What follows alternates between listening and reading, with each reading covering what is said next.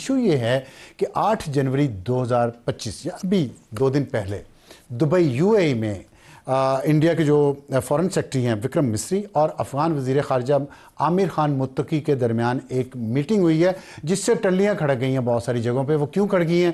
اس لیے کھڑ گئی ہیں کہ ہم تو یہ سنتے رہے غزنوی سے لے کے گنڈا پور تک سارے سومنات جاتے تھے اور انڈیا پہ حملہ کرتے تھے اور یہ تو ہمارے مسلمان برادر تھے پاکستان میں رہنے والے. لیکن اب لگ رہا ہے کہ اس مسلمان برادر کو کچلنے کے لیے دونوں طرف سے کوئی پلان ہو رہا ہے. اور یہ کیوں ہو رہا ہے؟ جبکہ 2021 میں جب طالبان حکومت افغانستان میں آئی پاکستان نے ویلکم کیا، لیکن اس کے آنے کے بعد 44% اضافہ ہو چکا ہے دہشت گردی کے واقعات میں جو پاکستان میں ہو رہے ہیں. $7 ارب کا اسلحہ افغانستان میں امریکہ چھوڑ کے گیا. کس لیے؟ مسلسل 3 سال سے امریکہ کیش میں ڈالرز افغانیوں کو دے رہا ہے. کس لیے؟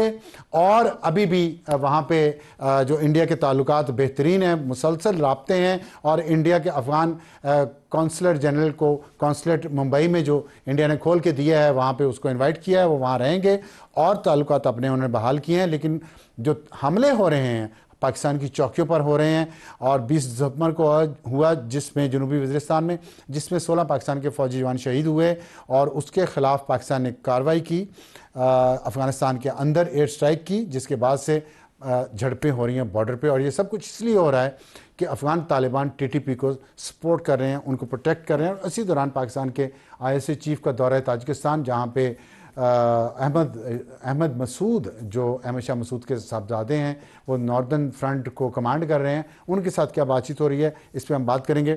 افتخار صاحب آپ سے بات شروع کر لیتا ہوں. اب یہ بتائیے گا کہ یہ پاکستان نے جو واخان پہ دباؤ بڑھایا ہے، ایئر سٹرائک کی افغانستان میں، تاجکستان میں ہم گئے ہیں کسی بات چیت کے لیے، آپ کے خیال میں پاکستان کا یہ جو ایک ریئیکشن آیا ہے 45 سال بعد میں نے دیکھا ہے کہ پاکستان نے اس طرح ریئیکٹ کیا ہے، کیا وجوہات ہے؟ دیکھیں، ایک ہم نے پیراڈائمیٹک شفٹ دیکھا ہے افغان پالیسی کے اندر. جو شروعات ہوتی ہے جب پشاور کے اندر بومنگ ہوئی تھی پولیس لائن میں، اس کے بعد ہائی لیول ڈیلیگیشن گیا اور 3 باتیں جو ہے وہ کی تھیں کہ ایک یہ کہ اگر آپ TTP کا مسئلہ سالو نہیں کرتے تو ہم بارڈر کے اوپر اسٹرکٹنس کریں گے، ویزا اور اکانومی کو جو ہے اسٹرینگولیٹ کریں گے، اور تیسرا یہ کہ اگر پھر بھی نہیں کریں گے تو بارڈرز اور سیکیورٹی سے بڑھ کر ہم اسٹرائک کی جو ہے وہ سخت رکھتے ہیں، طاقت رکھتے ہیں کہ وی ڈو دیٹ. 3 سال بعد 2 سال بعد جب ہم دیکھتے ہیں آلموسٹ ہم سارے کام جو ہے وہ کر چکے ہیں افغانستان کے ساتھ. یہ جو ابھی کا پیریڈ ہے یہ تھا کہ اس ریلیشن شپ کو دوبارہ جو ہے وہ جوڑا جائے. ٹھیک ہے. اور پے در پہ آپ واقعات آپ نے ذکر بھی کیا، اس کو ہم نے ایک عرصہ دراز تک تقریباً 5-6 مہینے تک جو ایک امپورٹنٹ پورٹ فولیو تھا پاکستان میں اسپیشل ایڈوائزر کا افغانستان کے لیے، اسپیشل ریپریزنٹیٹیو صادق خان صاحب کو اپوائنٹ کیا، اور جس شام کو وہ اپوائنٹ ہوئے اسی شام کو وہ گئے افغانستان.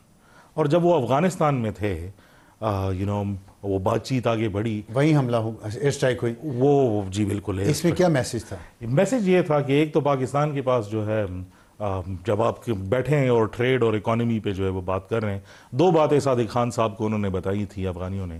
ایک یہ کہ ویزا پروسیس جو ہے وہ تھوڑا آسان کر دیں، دوسرا یہ کہ جو ٹرانزٹ ٹریڈ ہے اس کو آپ سختی جو ہے وہ نہ کریں. یہ افغانستان نے کہا. لیکن سیم ٹائم جو ہے ہمارے فوجیوں کے اوپر جو ہے وہ ساؤتھ وزیرستان میں اٹیک ہوا، تو انہوں نے بھی کیا نا یہ. بالکل ٹھیک ہے، وہ مذاکرات کے دوران ہی کیا. پاکستان میں مذاکرات کے دوران، پاکستان نے مذاکرات کے دوران اس لیے کیا کیونکہ جو TTP کا اگر ایک بیانیہ بن چکا ہے، اور ابصار صاحب آپ کو پتا ہے کہ پاکستان کی جو پولیٹیکل لینڈسکیپ ہے وہ کافی ڈسٹارٹیڈ ہے، اس ٹائم پر کافی ڈیوائیڈڈ ہے.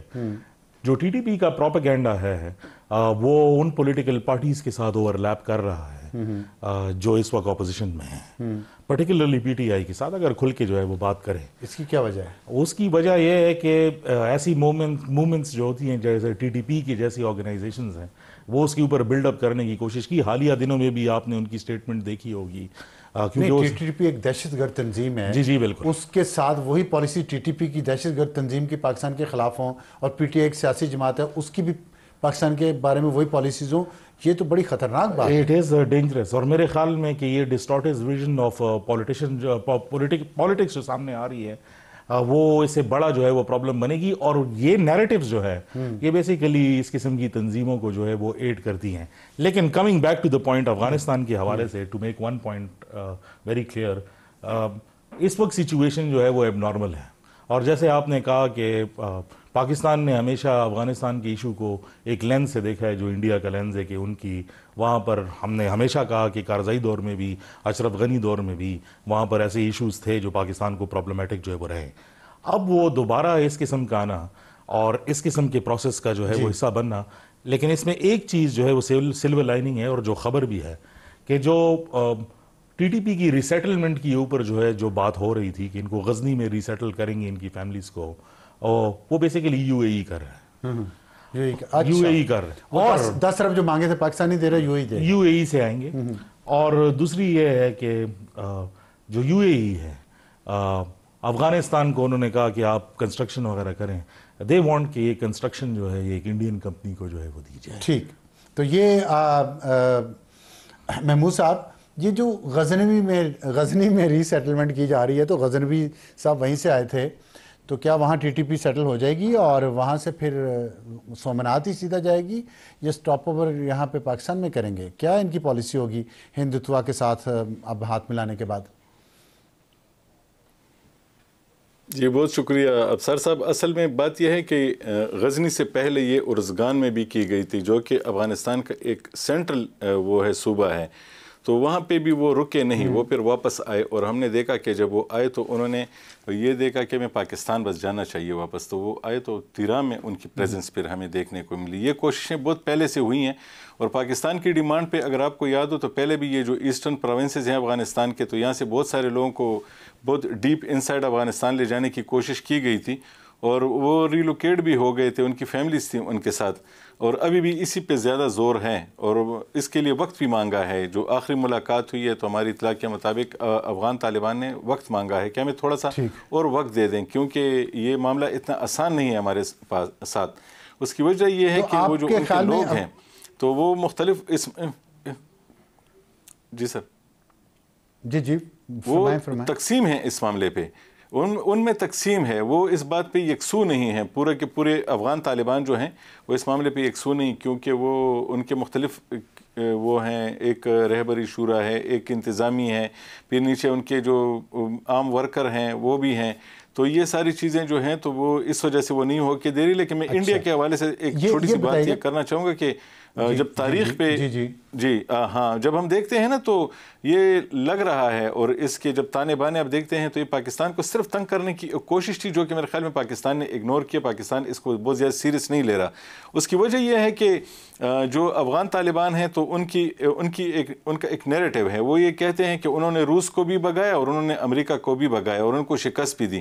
لیکن یہ بھی سب کو معلوم ہے کہ وہ ان ممالک سے پوچھیں تو وہ یہی کہتے ہیں کہ ہمیں تو پاکستان نے شکست دی تھی, اور ہم تو پاکستان ہی کو یہ مانتے ہیں کہ پاکستان میں اس کی اتنی پاور ہے کہ ہمیں جو تکلیف ہوئی وہاں پہ تو پاکستان کی وجہ سے ہوئی. وہ اب بھی افغان طالبان کا نام نہیں لے رہے. اور ایک چیز اور بھی, افغان طالبان اس بات کو سمجھتے ہیں کہ انڈیا جو ہے تو اس نے ماضی میں ہر اپنے اتحادی کو افغانستان کا جو بھی تھا تو جب وقت پڑا تو اس نے اسے چھوڑ دیا.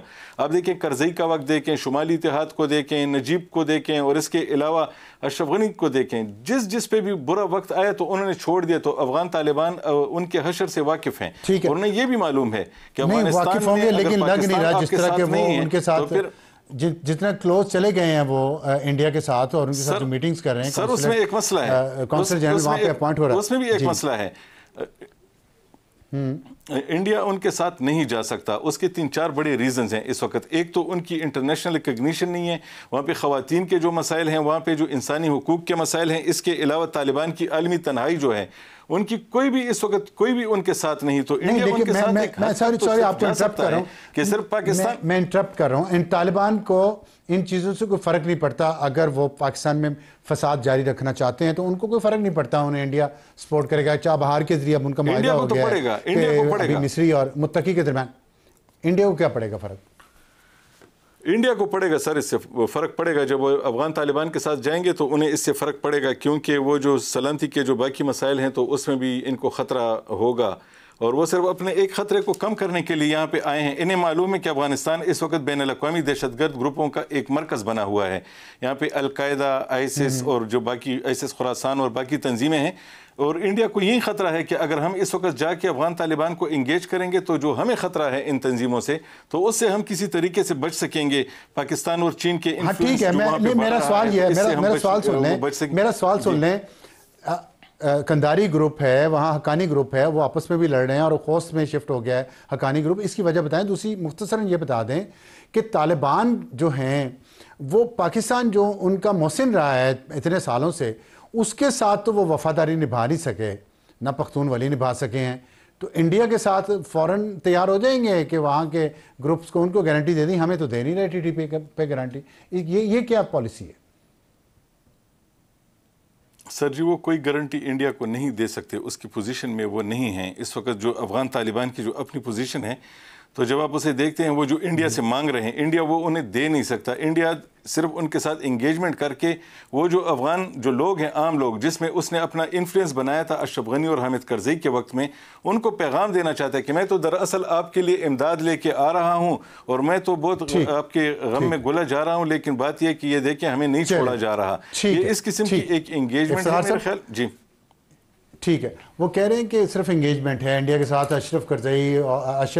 اشرف غنی اور کرزئی کے سپورٹرز کو میسیج دینے کے لیے انڈیا نے یہ کی ہے. آپ کے خیال میں یہ صرف یہی ہے اور اس پہ پاکستان کی اس وقت اب پالیسی کیا ہونی چاہیے ٹورڈز افغانستان؟ دیکھیں جو ماضی کی انڈین انگیجمنٹ تھی افغانستان میں وہ ڈیفرنٹ تھی. اس ٹائم پر وہاں پہ نیٹو کی افواج موجود تھی اور ان کا جو کلاؤڈ تھا وہ انڈیا سے کافی اسٹرانگر تھا.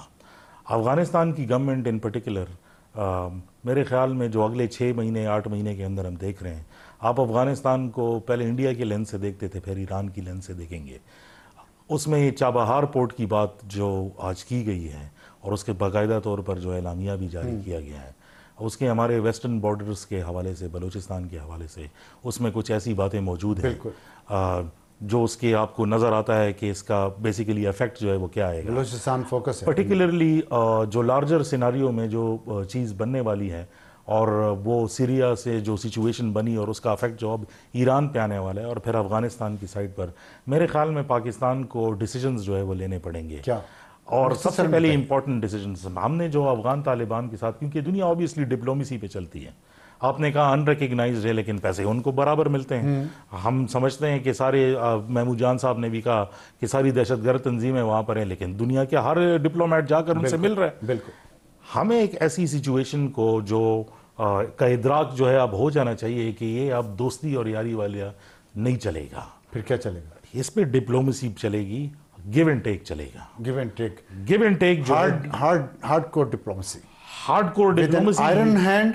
یہ باتیں اب نہیں چلیں گی کہ برادر ممالک اور ہم یہاں سے رہیں گے. یہ اگر آپ اس نیریٹو کے ساتھ جائیں گے تو آپ کچھ بھی حاصل نہیں کریں گے، آپ کو اسی طرح پریشانی ہوگی جو اب ہو رہی ہے. بہت شکریہ، بہت اچھی گفتگو ہو رہی ہے. اور وقت ہے ہمارے ایڈیٹوریل کا اور وقت بہت کم ہے. کوشش کریں گے کہ آپ کو آج بتائیں کہ ٹرمپ امریکہ کا نیپولین بوناپارٹ بننے جا رہا ہے.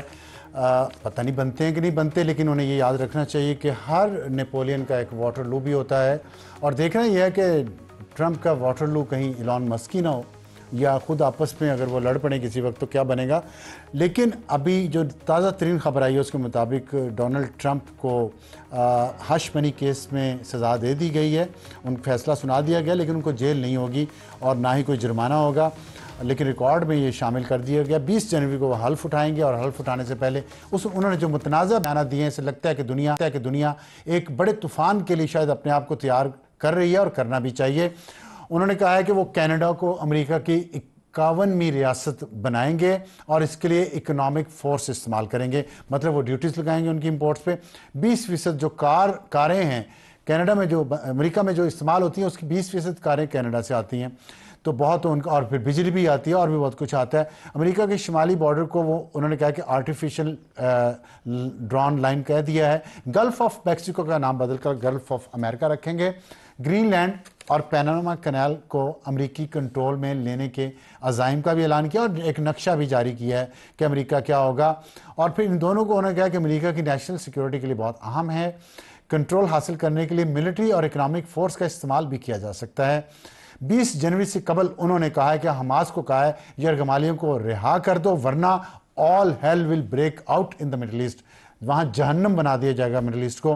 तो बहुत सख्त उनके बयानात हैं और इससे साबित होता है कि वो इंपीरियलिज्म या एक्सपेंशनिज्म की तरफ जा रहे हैं। और उनके side hand man Elon Musk है, बदकिस्मती से वो बरतानवी पाकिस्तानियों के ख़िलाफ़ सख्त ट्वीट्स कर रहा है, उनके जराइम पर से पर्दा उठा रहा है और उनको तनकीद का निशाना बनाया जा रहा है। तो ये वक्त जो आने वाला है ये पाकिस्तान के लिए काफ़ी मुश्किलात लाएगा। हम इस पर बात करते रहेंगे।